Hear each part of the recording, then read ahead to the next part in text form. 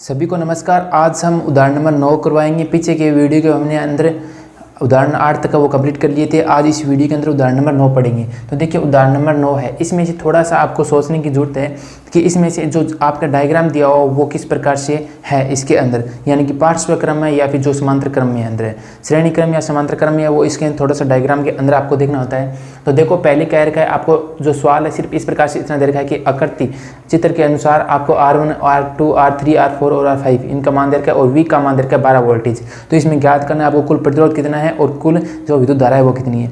तो पहले देखो आप यहाँ से मैं शुरुआत करता हूँ इस दोनों की। तो ये दोनों किस क्रम में है, पहले इन दोनों का अलग निकालना है, फिर इन दोनों का अलग निकालना है, फिर इन दोनों के साथ में अलग निकालना है।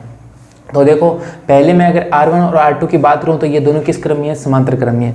तो यहाँ पे लिख देंगे पहले इसका हल है सॉल्यूशन में पहले लिखेंगे चित्र में चित्रानुसार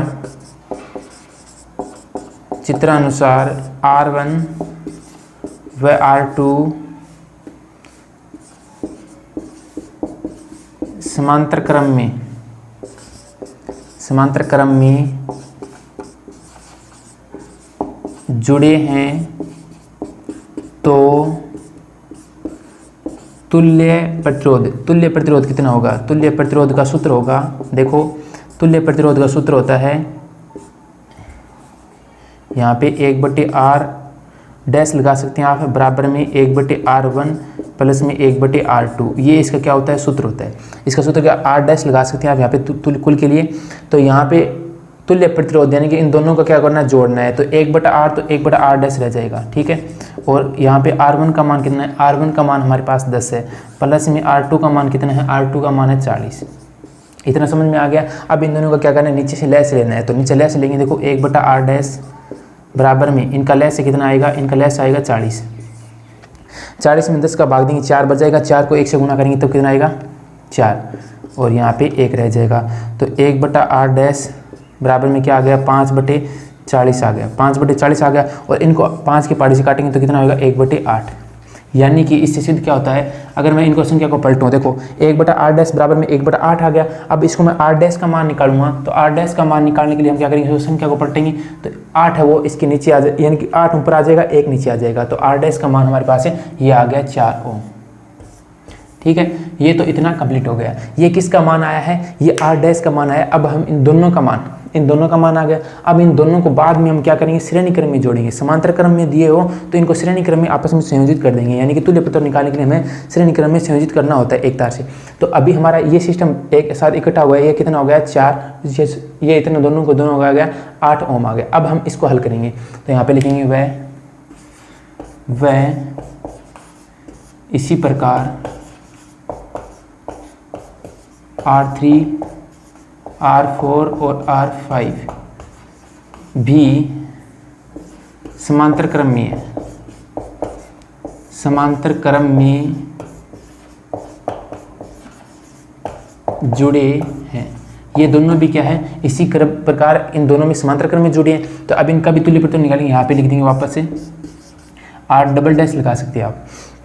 अगर आप R डैश इसमें लगा दिया, R डबल डैश लगा सकते हैं, यानी कि इसका कोई प्रत्येक चिन्ह होना चाहिए कि हम इसको अलग दिखाना चाहिए। अगर R डैश लगाएंगे तो वो तो ऊपर निकल जाएगा। तो इसी प्रकार इसका लगा देंगे। तो यहाँ पे लिखेंगे R3 1/R4 प्लस में 1/R5। दोनों को हम ले लिया समांतर क्रम के साथ, सूत्र के साथ। अब इनको मान रख दो बस। तो 1/R डैश डबल डैश हो गया 1/30 प्लस में 1/20 प्लस में 1/60। अब इनमें से सबसे बड़ी कौन सी है, तो 60 है। आप लेस से लेकर निकालना चाहें तो लेस से भी ले सकते हैं। इन सभी का लेस से लेंगे तो आपके पास आएगा 60, क्योंकि ऐसी कोई संख्या, ऐसी सबसे बड़ी सबसे छोटी संख्या लिए जो कि इन तीनों से भाज्य हो। ऐसी सबसे छोटी संख्या लिए जो कि इन तीनों से भाज्य हो, यानी कि सबसे छोटी संख्या तो 60 ही है, जिसमें 60 में 60 का भाग भी जाएगा, 60 में 20 का भी भाग जाएगा और 60 में 30 का भी पूरा भाग जाएगा। तो देखो 60 में 30 का भाग देंगे 2 बार जाएगा, 2 के 1 से गुना किया 2 आ गया। इसमें देंगे तब 3 बार, और 3 को 1 से गुना करेंगे 3 आ जाएगा। 60 में 20 का भाग देंगे तो कितनी बार जाएगा, 3 बार जाएगा, और 3 को 1 से गुना कर दिया, फिर इसमें 1 देंगे।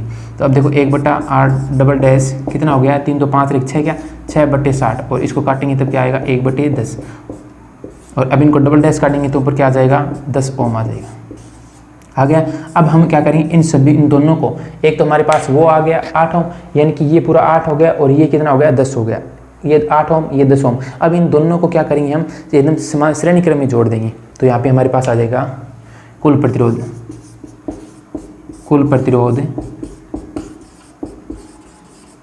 प्रतिरोध कितना हो जाएगा, यहाँ पे सीधा R लिखेंगे, R डैश प्लस में R डबल डैश, तो R का मान आ जाएगा 8 प्लस में 10 बराबर में 18 ओम आ गया। ये तो हमारे पास कुल प्रतिरोध। अब हमें क्या करना है, कुल विद्युत धारा यानी कि इस परिपथ के अंदर कुल कितनी धारा प्रवाहित हो रही है वो मान निकालनी है। तो हमें V का मान किस लिए दिया है, V का मान इसलिए हमें दिया है, तो यहाँ पे लिखेंगे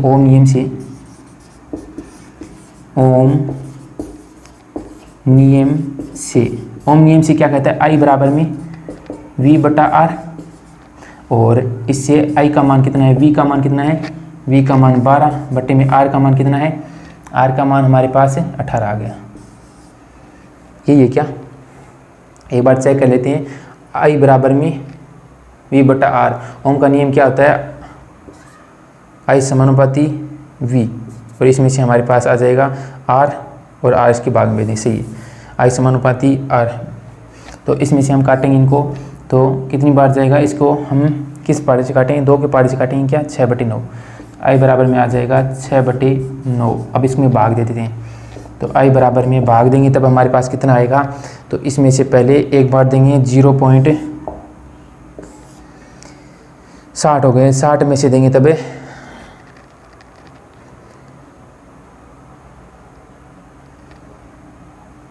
6 ने 54 और फिर 6 आ जाएगा, या फिर इसका I का मान है वो 0.66 भी आ सकता है। आगे एक ओम लगा दिए क्या, एम्पियर, यहाँ पे लगा देंगे एम्पियर। तो धारा का मान कितना हो गया, 0.6 एम्पियर धारा हो गई, और ये इनका आ गया तुल्य प्रतिरोध। तो इस प्रकार से हमने ये न्यूमेरिकल आपको सोल्व करके बताया। इस प्रकार से आप भी एक बार अभ्यास करेंगे तो आपको खुद भी आपको आने लग जाएगा। तो यहाँ पे देख लीजिए, पहले आपको क्या करना था, ये डायग्राम दे रखा था, पहले इसको हमने निकाला अलग से और फिर इसको अलग से निकाला, और इनका 8 ओम और 10 ओम आ गया। इन दोनों का फिर तुल्य निकालेंगे, यानी कि कुल प्रतिरोध या फिर तुल्य प्रतिरोध पूछ सकता है, तो दोनों को श्रेणी क्रम में लेकर जोड़ देंगे। और फिर इनसे 2 नंबर में पूछा, यहाँ पे बी नंबर में हमें पूछा था क्या, बी नंबर में पूछा था विद्युत धारा का मान। तो कुल विद्युत धारा का मान निकालेंगे तो V बटा R हो जाएगा, I बराबर V बटा R, और V का मान रख दिया, R का मान, V का मान 12, R का मान 18 है। तुल्य प्रतिरोध पूरे परिपथ की बात कर रहे हैं, तो 18 ओम हो गया, और इनमें से काटेंगे तब हमारे पास 0.66 आएगा, तो हम 0.6 एम्पियर भी लिख सकते हैं, हमारा से होगा। ठीक है, तो मिलते हैं अगले सवाल को, और सवाल नंबर एग्जाम्पल नंबर हमारा 9 हो गया। इसके बाद में आगे वाला हम 10 नंबर लेकर आ रहे हैं जल्दी से।